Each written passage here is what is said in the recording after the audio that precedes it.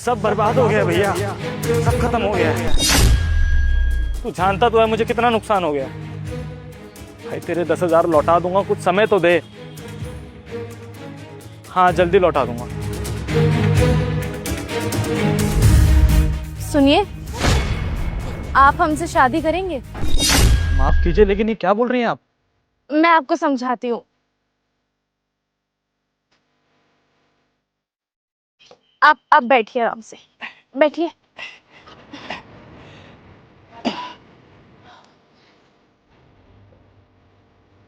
जी अब बताइए, शायद मुझे सुनने में कोई परेशानी हो गई। आप कुछ कह रही थी शादी का, शायद शादी का नहीं बोल रही थी, कुछ और कह रही थी। आप क्या कहना चाह रही थी, मैं समझा नहीं। नहीं, हमने यही कहा था। हमने शादी का ही प्रस्ताव रखा था आपके सामने। शायद आप हमको पहचान नहीं रहे। क्या बोल रही हैं आप ध्यान से मेरी हालत देखिए। मैं कोई पैसे वाला इंसान नहीं हूँ और ना ही मेरी एक टांग ठीक है। आप मुझे जानती भी नहीं है ठीक से और आप मुझसे शादी। देखिए मैं वैसे ही बहुत परेशानी में हूँ, मुझसे ऐसे मजाक मत कीजिए प्लीज। आप पहचानिए, याद कीजिए। आपने आज से लगभग 1.5-2 साल पहले हमारी मदद की थी। याद कीजिए। हाँ भाई, कहाँ है मेरे 25,000 रुपए? साहब हमने कहा तो था थोड़े दिन की मोहलत दे दीजिए, हम आपको पैसे दे देंगे। शर्मा जी नई फैक्ट्री के लिए प्रॉपर्टी देखने आया हूँ। कब देगी भाई पैसे? करता हूँ मैं आपको। तेरे बाप ने लिए थे मुझसे पूरे 25,000 रुपए। साला खुद तो मर गया वो, और अपने पीछे तेरे को छोड़ गया यहाँ पे। हाँ, मुझे नहीं पता, मुझे मेरे पूरे पैसे चाहिए, समझी? और अगर मैं ब्याज लगाने पे आऊँ ना, तो 25,000 के पूरे अब तक बनते 50,000 रुपए, समझी? पूरे के पूरे पैसे अभी के अभी मुझे कहीं से मिला के दे। नहीं साहब, हम 50,000 रुपए कहाँ से देंगे? हम ये रेडी चलाकर तो अपने घर का गुजारा करते हैं। हमारी अम्मा तो पहले ही चली गई, बाबूजी भी हमें छोड़ के चले गए। थोड़ा मोहलत दे दीजिए, हम पैसे दे देंगे। थोड़ा टाइम? अबे कितना टाइम भाई? तू एक काम कर, तू ना मुझे बता दे कितना टाइम दूं मैं तुझे? 1 हफ्ता, 1 महीना या 1 साल? बता। 6 महीने का समय दे दीजिए। 6 महीने? अबे दिमाग खराब है क्या मेरा? और तूने ऐसे सोच भी कैसे लिया कि 25,000 के पीछे मैं 6 महीने तक डेली यहाँ पे आऊंगा, है ना? अपना टाइम लगाऊंगा, आने जाने में अपने पैसे लगाऊंगा। तेरा दिमाग खराब हो गया क्या? मुझे नहीं पता, मुझे ना मेरे पूरे के पूरे पैसे। ओए! हाथ छोड़ उसका। तू कौन होता है भाई जो इसकी इतनी ज्यादा तरफदारी कर रहा है?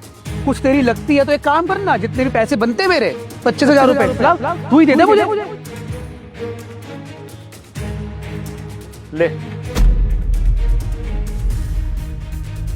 गिने नहीं है मैंने, लेकिन 25,000 में 500,000 ज्यादा ही होंगे। ले और निकल चल। क्या बात है, बहुत अच्छे कस्टमर बना रखे तूने। तेरे यहाँ पे आते हैं, खाते हैं और इतने पैसे भी देते हैं। बहुत परवाह है तेरी, अच्छी बात है। खैर मुझे क्या, मुझे तो मेरे पैसे मिल गए, बस ध्यान रख लियो अपना। औकात में लड़की है वो।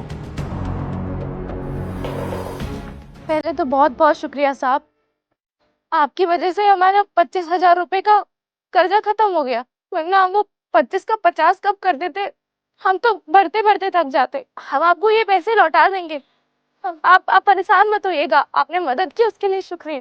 लौटाने की कोई जरूरत नहीं। देखिए बहुत मेहनती हैं आप, और मेहनती लोगों की कदर करना जानता हूँ मैं। बस इसी तरह से मेहनत करते रहिए, बाकी भगवान का दिया सब कुछ है मेरे पास। तो ये मेरी तरफ से आपकी मेहनत का छोटा सा तोहफा। मेहनत कीजिए बस।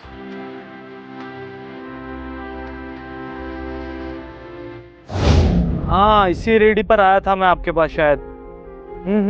याद आ गया मुझे। हाँ, आप ही की वजह से मेरा वो 25,000 रुपए का कर्जा खत्म हुआ था। अगर आप उस दिन मेरी मदद नहीं करते ना, तो वो 25,000 से 50, 50 से 75, फिर वो लाखों में पहुंच जाता। कर्जा इंसान को तिल तिल करके मार देता है। और आप मेरी जिंदगी में फरिश्ता बनकर आए। आपने एक अनजान होकर एक अनजान की मदद की, हमें पैसे दिए, हमारा कर्जा खत्म कराया। आज के समय में आप जैसे लोग बहुत कम हैं। सच कहूँ तो जिस दिन आपने मेरी मदद की थी ना, मैं तो उसी दिन आपको अपना दिल दे बैठी थी। पर उस वक्त बोलने की हैसियत नहीं थी, बहुत डर रही थी कि कहीं अगर मैंने आपको सच बोला तो आप कहीं नाराज ना हो जाएं, नाराज होके चले ना जाएं। बस इसी वजह से 1.5 साल से वो बात अपने मन में दबाए बैठी हूँ। यहाँ से आप 2-3 बार जब भी गुजरे हैं मैंने आपको देखा है, लेकिन आज इस तरह, इस हालत में, और सब कुछ खत्म हो गया। ये सब आप बात कर रहे थे ना, मैं जान सकती हूँ आपकी जिंदगी में क्या हुआ है? और आपकी ये हालत कैसे हुई?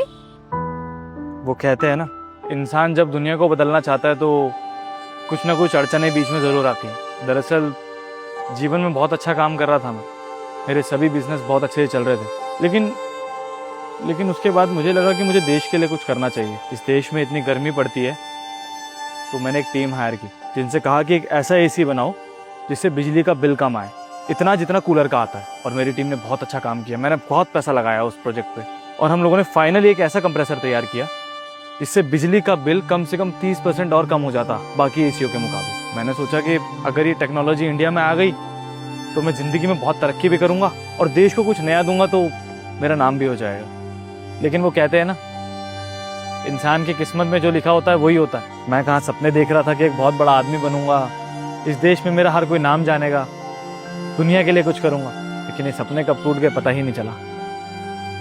एक दिन अचानक से मेरी फैक्ट्री में शॉर्ट सर्किट हुआ और मेरे सैंपल के साथ सब कुछ जल गया। साथ ही साथ मेरी टीम का बहुत नुकसान हुआ। पैसा तो गया ही, साथ में मेरी टांग भी चली गई। देखिए, मैं आपकी फीलिंग्स की कदर करता हूँ, लेकिन आपने जिससे प्यार किया था वो एक अमीर इंसान था जो अपने पैरों पे चल भी सकता था और दूसरों के लिए बहुत कुछ कर भी सकता था। अब तो ना ही मेरे पास पैसा है और ना ही मैं इस सहारे के बिना चल सकता हूँ। देखिए, माफ़ कीजिएगा, लेकिन ये मिलन मुमकिन नहीं है। आपको एक अच्छा लड़का मिल सकता है जो कम से कम अपने पैरों पे चल तो सके। अभी दोस्त से 10,000 लिए थे पिछले महीने, सोचा था कुछ खर्चा चला लूँगा, उसके बाद कहीं नौकरी लग जाएगी। दोस्त ने भी साथ छोड़ दिया, 10,000 मांग रहा है मुझसे वापस। कहता है कि या तो 10,000 दे दे या मेरे लिए 2-4 दिन आके काम कर दियो फ्री में। जिंदगी भी कितनी अच्छी करवट बदलती है ना, सब कुछ सिखा जाती है। जी नहीं, आप बिल्कुल गलत समझ रहे हैं। मैंने एक पैसे वाला इंसान कभी पसंद किया ही नहीं था। मैंने एक ऐसा इंसान पसंद किया था जो निस्वार्थ भाव से दूसरों की मदद करता है, जो सामने वाले के दुख दर्द को समझता है और खुद का स्वार्थ ना देखते हुए सामने वाले के लिए मदद का हाथ बढ़ाता है। मैंने ऐसे इंसान को पसंद किया था। और चाहे आज आपके पास पैसा ना हो, बड़ी फैक्ट्री ना हो, कंपनी ना हो, लेकिन आपका दिल तो वही है ना, आपकी भावनाएं तो वही है ना। अगर आज भी आपके सामने कोई मददगार इंसान होगा तो आप सबसे पहले खुद के बारे में ना सोच के उसके बारे में सोचेंगे।